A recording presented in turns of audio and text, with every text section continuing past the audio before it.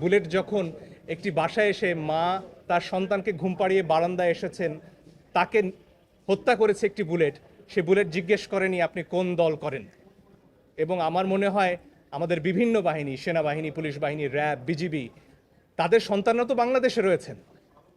তাদের সন্তানরা কি এই যে হুমকি প্রত্যেক নাগরিকের বিরুদ্ধে, যে বাসায়ও নিরাপদ নয়, তাদের ক্ষেত্রে কি এই হুমকিটা কার্যকর নয়?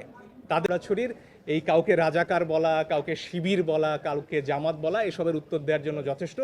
আমার দিক থেকে ব্যক্তিগতভাবে এই প্রশ্নের উত্তর দেওয়ার প্রিয়শক, হঠাৎ করে এই আইনজীবী ছাত্রদের পক্ষ নিয়ে মাঠে থেকে তিনি নিজে আন্দোলন করছে ছাত্রদের সাথে, হঠাৎ করে তিনি কিন্তু ভাইরাল হয়েছে এবং অনেকের মনের মধ্যে কিন্তু জায়গা করে নিয়েছে। প্রিয়শক, এই আইনজীবীর বক্তব্যটি শুনবো, তিনি খুব অসাধারণ একটি বক্তব্য দিয়েছে।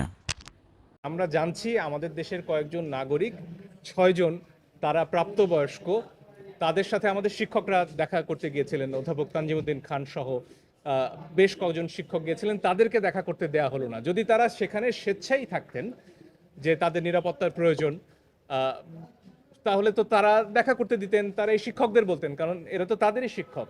সেটা তো হলো না। এই ছাত্ররা যদি সেখানে স্বেচ্ছায় থাকেন, তাহলে কেন তাদের গণমাধ্যমের সামনেই কথা বলতে দেওয়া হচ্ছে না? কেন ভিডিও আলাদা করে ছাড়া হচ্ছে?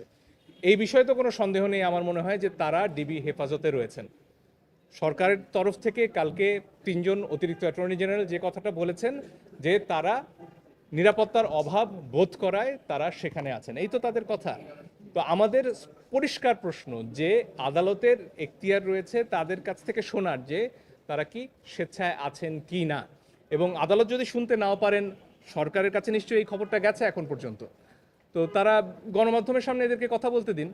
গণমাধ্যমে এসে তারা বলুন যে তারা স্বেচ্ছায় আছেন, এবং গণমাধ্যম দেখুক যে তাদের সামনে অস্ত্র নেই, তারা কোনো রকম চাপে নেই।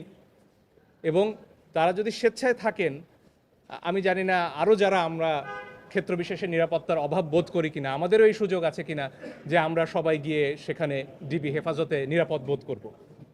এই ধরনের কোনো আইন আছে কিনা, যদি না থাকে তাহলে কি বিচারে আসলে ডিবি কার্যালয়ে, গোয়েন্দা বিভাগ যাদের কাজ মামলার তদন্ত করা, সেখানে একজন মানুষ নিরাপত্তার জন্য যাবেন কেন, নিকটস্থ থানায় নয়?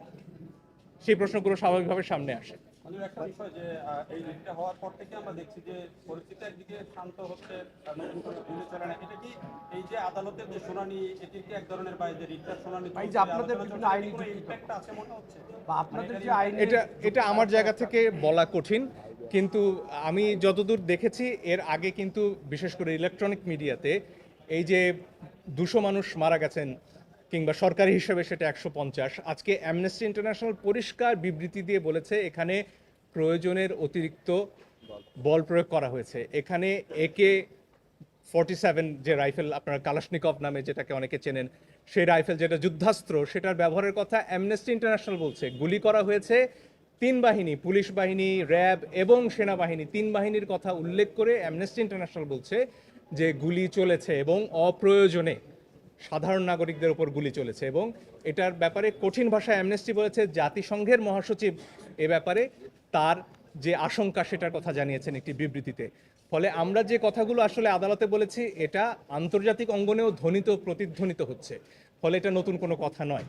এবং তার প্রভাব আসলে আমাদের যে বাহিনীগুলো রয়েছে তাদের মধ্যে পড়েছে কিনা সেটা আমার পক্ষে বলা সম্ভব নয়, কিন্তু এতটুকু জানি যারা মারা গেছে তারা কোনো নির্দিষ্ট দলের কারো সন্তান নয়। বুলেট যখন একটি বাসায় এসে মা তার সন্তানকে ঘুম পাড়িয়ে বারান্দায় এসেছেন, তাকে হত্যা করেছে একটি বুলেট, সে বুলেট জিজ্ঞেস করেনি আপনি কোন দল করেন। এবং আমার মনে হয় আমাদের বিভিন্ন বাহিনী, সেনাবাহিনী, পুলিশ বাহিনী, র্যাব, বিজিবি, তাদের সন্তানরা তো বাংলাদেশে রয়েছেন। তাদের সন্তানরা কি এই যে হুমকি প্রত্যেক নাগরিকের বিরুদ্ধে, যে বাসায়ও নিরাপদ নয়, তাদের ক্ষেত্রে কি এই হুমকিটা কার্যকর নয়? তাদের বিবেকেও কি আসলে এই প্রশ্নটা পৌঁছেনি যে পরের বুলেট কি আপনার সন্তানের দিকে যাবে না? একটা খুব চমৎকার ছবি দেখছিলাম, সেখানে এক শিশুকে গুলি করছেন একজন পুলিশ, এবং সেই শিশুটি জিজ্ঞেস করছে বাবা ওটা কি তুমি? সে প্রশ্ন তো আমাদের সবাইকে করতে হবে। আমাদের কল্পনা চাকমার একটি উক্তি ঘুরে বেড়াচ্ছে, সেখানে বলা হচ্ছিল যে পাহাড়ে যে অত্যাচার করা হয় পরীক্ষামূলকভাবে, একসময় সেই নিপীড়ন নেমে আসে সমতলে। আমরা আর কতদিন অপেক্ষা করব যে আমার ঘরে গুলি আসা পর্যন্ত আমি চুপ থাকব?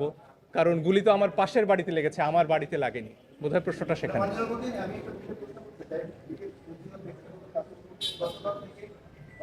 সামাজিক যোগাযোগ মাধ্যমে ঘুরছে আপনি শিবির করতেন বা দলের সাথে ছিল এই বিষয়টা আপনার ব্যাখ্যা কি? এই ব্যাপারে একটা কথা দ্ব্যর্থহীনভাবে বলতে চাই, আমি কোনো সময় কোনো রাজনৈতিক দলের সাথে জড়িত ছিলাম না। তবে আইনের ভাষায় একটা কথা আছে, বিলো কন্টেম্পট, যে এমন কিছু কথা আছে যেটার প্রতিবাদ করা আসলে সেই কথাটাকে গুরুত্ব দেয়া। এটার ব্যাপারে একটা খুব সুন্দর, যেটাকে মিম বলা হয়, ভেসে বেড়াচ্ছে, যে একজন বলছেন হার্ভার্ড বিশ্ববিদ্যালয়ে আমি মার্ক জাকারবার্গের সহপাঠী ছিলাম এবং তিনি ছাত্র শিবিরের একজন পদাধিকারী ছিলেন এবং তার মোটিভেশনাল স্পিচ শুনে এতজন সনাতন ধর্মাবলম্বী ধর্মান্তর করেছিলেন। তো আমার মনে হয় এ যুগের তারুণ্য এই প্রশ্নগুলোর, এই কাদা ছোড়াছড়ির, এই কাউকে রাজাকার বলা, কাউকে শিবির বলা, কাউকে জামাত বলা, এসবের উত্তর দেওয়ার জন্য যথেষ্ট। আমার দিক থেকে ব্যক্তিগতভাবে এই প্রশ্নের উত্তর দেওয়ারও আমি প্রয়োজন মনে করি। কৃষক হঠাৎ করে সুপ্রিম কোর্টের এই আইনজীবী সবার মনের মধ্যে জায়গা করে নিয়েছে। আপনারা দেখতে পেয়েছিলেন যে আন্দোলনরত শিক্ষার্থীদের সাথে যে ব্যবহার করেছে পুলিশ প্রশাসন, তার ক্ষোভ জানিয়ে তিনি কিন্তু হাইকোর্টে রিট করেছেন এবং হাইকোর্টের মাধ্যমে তারা বলতে চাচ্ছে যে কোনো ছাত্রছাত্রীকে যেন গ্রেপ্তার করা না হয় এবং কোনো ছাত্রছাত্রীর উপর যেন সরাসরি গুলি করা না হয়। এই বিষয়টি নিয়ে কিন্তু তিনি কথা বলছিলেন।